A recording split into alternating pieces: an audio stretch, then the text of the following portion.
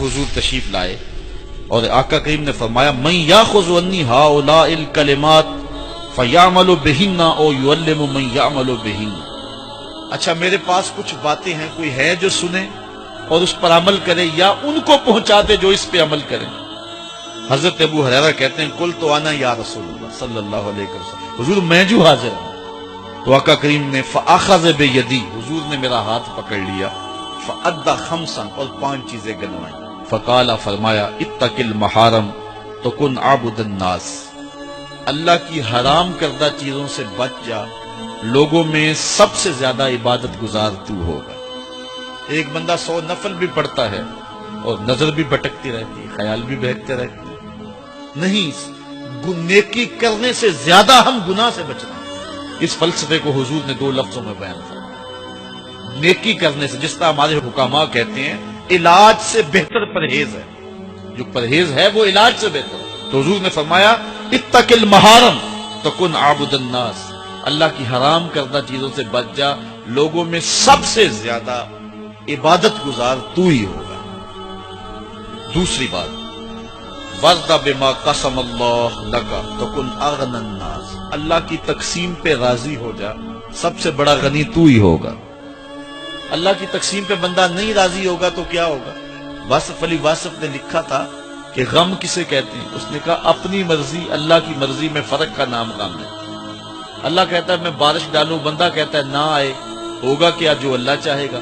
پھر بارش آ گئی تو بندہ دکھی ہو گیا کہ نہ ہو گیا، تو جے کہے بندہ کہ مالک جے تو میرے دکھ وچ راضی تو میں سکھ نو چلے ڈاواں، تو اس بارش میں مزہ لے گا کہ نہیں لے گا؟ میاں صاحب فرماتے ہیں دکھ ہمیشہ تے سکھ کتائیں تے دکھاں تو سکھ وارے، دکھ قبول محمد بخشا راضی رہن پیا ہے۔ تو غم کیا ہے؟ اپنی مرضی اور اللہ کی مرضی میں فرق کا نام، اور جب اپنی مرضی کو اللہ کی مرضی میں فنا کر دیا جائے تو پھر غم نہیں رہتا۔ اسی لیے جو اللہ والے ہوتے ہیں لا خوف علیہم ولا ہم یحزنون، انہیں کوئی ٹینشن ہوتی نہیں ہے۔ ٹینشن تو ہو کہ مزاج کے خلاف بات ہو، تو جو رب چاہتا ہے یہ اس پہ راضی ہوتے ہیں، پھر جو ہوتا ہے یہ کہتے ہیں تیری تقدیر پہ ہم راضی ہیں۔ تو فرمایا حضور نے کہ اللہ کی تقسیم پہ راضی ہو جا تو کن اغنى الناس، لوگوں میں سب سے بڑا غنی تو ہی ہوگا۔ فقالا، پھر تیسری بات حضور نے فرمائی وَأَحْسِنْ إِلَىٰ جَارِكَ تَكُنْ مُؤْمِنًا، اپنے ہمسائے کے ساتھ اچھا سلوک کر، مومن ہوگا۔ ایمان یہ ہے، ہم نے تو روایات میں پڑھا ہے کہ ہمسایہ بھوکا سو جائے تو 40 دن نماز قبول نہیں ہوتی۔ ہمسائیگی کا خیال رکھو۔ آج تو خیر امیروں نے اپنی بستیاں الگ کر لی ہیں، امیر الگ بستیوں میں، غریب الگ بستیوں میں۔ پہلے گلی میں ایک امیر رہتا تھا، 10 غریب رہتے تھے، اس 10 غریبوں کا اس امیر کو خیال رہتا تھا، اسے پتا تھا کس گھر میں چولہا نہیں جلا، کس کی بیٹی جوان ہو رہی ہے، کس کو کیا مسئلہ ہے، کس کے گھر میں بیماری ہے اور علاج میں نے کروانا ہے۔ ہم نے کہا ہم رہیں گے عالی نسب بستیوں میں، تمہاری کچی گلیوں میں تمہارے بد تہذیب بچے ہمارے بچوں کو خراب کرتے ہیں، یہاں صحت بگڑتی ہے، یہاں جو ہے وہ مچھر اور ملیریا بہت سارا ہے۔ رب نے کہا پھر ڈینگی تمہارے پاس بھی بیچوں گا، اور وہ صاف پانیوں میں ہی ہوتا ہے۔ آج ہم نے بستیاں الگ الگ کر لی ہیں، جبکہ ہمیں خیال دیا گیا کہ غریب لوگوں کا خیال رکھو اور غریب لوگوں کا لحاظ رکھو۔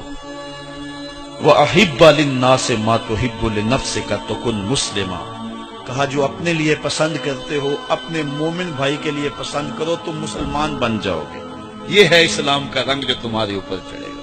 مجھے اپنے والد گرامی کی ایک بات یاد آئی، آپ فرمایا کرتے تھے جس شخص سے پیار ہو جائے نا اس کی آخرت کے لیے سوچا کرو کہ اس کی آخرت ٹھیک ہو جائے، اس کے لیے محنت کرو، کوشش کرو، جو تم کر سکتے ہو کہ اس کی آخرت ٹھیک ہو جائے۔ اللہ اکبر۔ اور آخری بات جو حضور نے فرمائی وَلَا تُكْثِرِ الضِّحْكَ فَإِنَّ كَثْرَةَ الضِّحْكِ تُمِيتُ الْقَلْبَ، اے ابو ہریرہ زیادہ ہنسا نہ کرو، زیادہ ہنسنا دل کو مردہ کر دے، دل مردہ ہو جاتا ہے ہنسنے سے، بلکہ فرمایا گیا کہ فَلْيَضْحَكُوا قَلِيلًا وَلْيَبْكُوا كَثِيرًا، تمہارا رب کہتا ہے تھوڑے ہنسا کرو، زیادہ رویا کرو۔ رونا دل کا میل اتارتا ہے، باطن کے اجاڑ پن کو دور کرتا ہے، من میں خشیت الہی کے پھول کھلاتا ہے۔ اور حدیث میں آتا ہے وہ آنکھ خوف خدا کی وجہ سے روئی اور ایک بال کی جڑ بھی بھیگ گئی، کل قیامت کے دن وہ بال جہنم میں نہیں جانے دے گا، عرض کرے گا مالک یا اسے جنت دے دے یا مجھے نکال دے۔ تو رب بال تو نہیں نکالے گا، اللہ تعالیٰ اس شخص کو جنت عطا فرمائے. لا خیر فی عین لا تبکی من خشیت اللہ. امام ابو نعیم نے لکھا حلیہ میں، اس آنکھ میں بھلائی کوئی نہیں ہے جو خوف خدا میں روتی نہیں. رونے کا مزاج بناؤ، طبیعت کے اندر نرمی پیدا کرو. اگر طبیعت سخت ہے، بعض لوگ تباً سخت ہوتے ہیں، تو روزانہ شام کے وقت قبرستان میں جا کر کے کچھ وقت گزار کے آیا کرو. اپنی طبع میں نرمی پیدا کرو، طبیعت میں سادگی پیدا کرو. اپنے زندگی کے معاملات کو زیادہ نہ پھیلاؤ کہ جو حساب دینا مشکل ہو جائے. ہاں، ہر بندہ چاہتا تو یہ ہے کہ میری زندگی آسودہ ہو. آسودہ ضرور بناؤ زندگی کو، لیکن خیال رکھو کہ اس دنیا کی زندگی کی آسودگی سے آخرت کی آسودگی جو ہے وہ زیادہ عزیز ہے. یہ 4 دن کی زندگی ختم ہو جانی تھوڑی ہے، بالکل سانسوں کی گنتی ہے اور ختم ہو جانے والی ہے، اور وہ زندگی نہ ختم ہونے والی. اس لیے خندق کھودتے صحابہ پر جب حضور کو پیار آیا تو دعا کیا دی، اے اللہ میرے انصار کو بھی بخش دے، میرے مہاجروں کو بھی بخش دے. کیونکہ زندگی تو آخرت کی زندگی ہے، ان کی آخرت کی زندگی کے لیے خاص طور پہ دعا مانگی. اس لیے اپنی آخرت کی زندگی کے بارے ترجیحاً ہم سوچیں اور اپنی زندگی کو بہتری کی طرف لے جائیں. 5 گانا نماز شعار زندگی بنا لیں. زندگی جاتی ہے تو جائے، لیکن نماز نہ جانے پائے. حضور نے فرمایا، اللہ اس شخص کے چہرے کو تر و تازہ رکھے جس نے میرے سے کوئی حدیث سنی، پھر جیسے سنی اس کو ویسے آگے پہنچا دیا.